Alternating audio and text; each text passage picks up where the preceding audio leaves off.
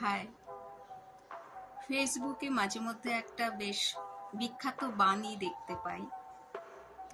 কেউ কেউ লেখেন, আমার পোস্টে যদি লাইক বা কমেন্ট না করেন, আমার ফ্রেন্ড লিস্ট থেকে বেরিয়ে যেতে পারেন। মৃত ব্যক্তির মতো বসে থাকবেন না। স্ট্রেঞ্জ, মানে এরকম থ্রেট তো আন্ডারওয়ার্ল্ড থেকেও আসে না।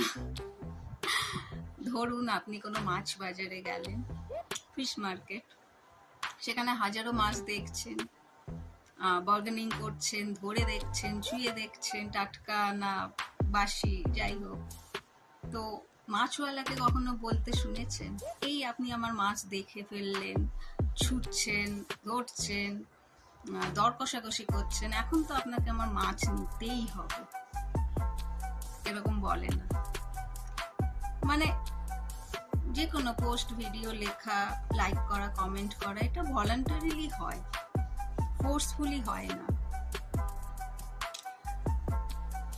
আপনাকে মানে by hook or by crook পছন্দ করতেই হবে, এমনটা হয় না। তো এরকম থ্রেট তো আমার বাবা মাও আজ অব্দি আমাকে দেয়নি। অন্যদেরটা কিভাবে অ্যাকসেপ্টেবল হবে?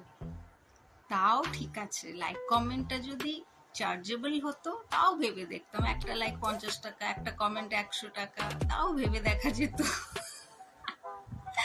জোকস পার্ট, বাট এরকম হয় না। একটু ভেবে দেখবেন যারা এরকম রুডলি বলেন। Bye, take care.